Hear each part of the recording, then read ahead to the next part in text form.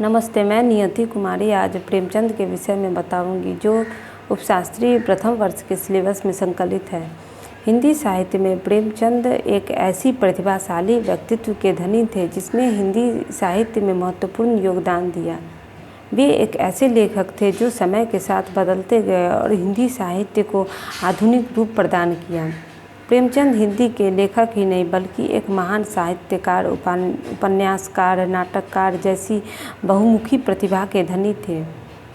31 जुलाई 1880 को बनारस के एक छोटे से गांव लम्ही में जहां प्रेमचंद जी का जन्म हुआ था, वे एक छोटे व सामान्य परिवार के थे। उनके पिता अजायब राय पोस्टमास्टर थे। बचपन से ही उनका जीवन बहुत ही संघर्षों से गुजरा। जब वे 8 वर्ष की उम्र के थे तब एक गंभीर बीमारी से उनकी माता का देहांत हो गया। उन्हें माता पिता का प्यार नहीं मिला। सरकारी नौकरी के कारण पिताजी का तबादला गोरखपुर हुआ और कुछ समय बाद पिताजी ने दूसरा विवाह कर दिया। सौतेली माँ ने कभी प्रेमचंद को पूर्ण रूप से नहीं अपनाया, अर्थात वे कभी प्रेमचंद को अपने पुत्र के रूप में नहीं मानती थी। बचपन से ही उन्हें हिंदी के प्रति लगाव था। वे अपनी रुचि के अनुसार छोटे छोटे उपन्यास पढ़ा करते थे। इनकी आरंभिक शिक्षा 7 साल की उम्र से अपने ही गांव लम्ही के एक छोटे से मदरसे में शुरू हुई। मदरसा में रहकर उन्होंने हिंदी के साथ उर्दू का थोड़ा बहुत और अंग्रेजी का भी थोड़ा बहुत ज्ञान प्राप्त किया। पुराने रिवाजों के कारण पिताजी के दबाव में आकर बहुत ही कम उम्र में अर्थात 15 वर्ष की उम्र में ही उनका विवाह हो गया। वे विवाह के लिए तैयार नहीं थे, लेकिन पिता की आज्ञा के अनुसार उन्होंने विवाह किया। लम्ही गांव छोड़ देने के बाद कम से कम 4 साल तक वह कानपुर में रहे और वहीं रहकर एक पत्रिका के संपादन से मुलाकात की और कई लेख और कहानियों को प्रकाशित करवाया। इस बीच स्वतंत्रता आंदोलन के लिए भी कई कविताएं लिखी। धीरे धीरे उनकी कहानियां, कविताओं, लेख आदि को लोगों की तरफ से बहुत सराहना मिलने लगी। प्रेमचंद का वास्तविक नाम धनपत राय था। बहुत से मित्र उन्हें नवाब राय भी कहते थे।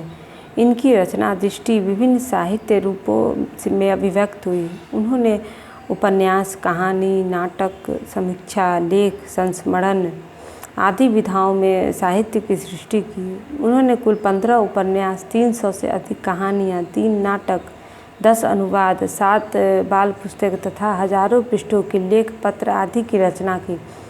इनके द्वारा रचित गोदान प्रमुख उपन्यास है, जिसमें होरी के और कृषक जीवन की कथा वर्णित है। प्रेमचंद की पत्नी शिवरानी देवी ने प्रेमचंद गढ़ में नाम से उनकी जीवनी लिखी और उनके व्यक्तित्व के उस हिस्से को उजागर किया जिससे लोग अनभिज्ञ थे।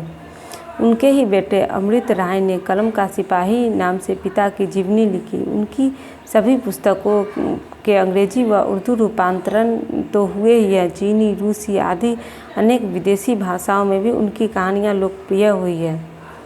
प्रेमचंद जी ने अपने जीवन के कई अद्भुत कृतियाँ लिखी। तब से लेकर आज तक हिंदी साहित्य में न ही उनके जैसा कोई हुआ और न ही आगे कोई होगा। अपने जीवन के अंतिम दिनों के 1 वर्ष को छोड़कर उनका पूरा समय वाराणसी और लखनऊ में गुजरा, जहां उन्होंने अनेक पत्र पत्रिकाओं का संपादन किया तथा अपना साहित्य सृजन किया। 8 अक्टूबर 1936 को जलोदर रोग से उनका देहावसान हो गया। इस प्रकार कहा जा सकता है कि हिंदी कथा साहित्य में प्रेमचंद का अपूर्व योगदान है, जिन्होंने हिंदी साहित्य को एक नई ऊंचाई पर पहुंचाने में बहुत बड़ा योगदान दिया।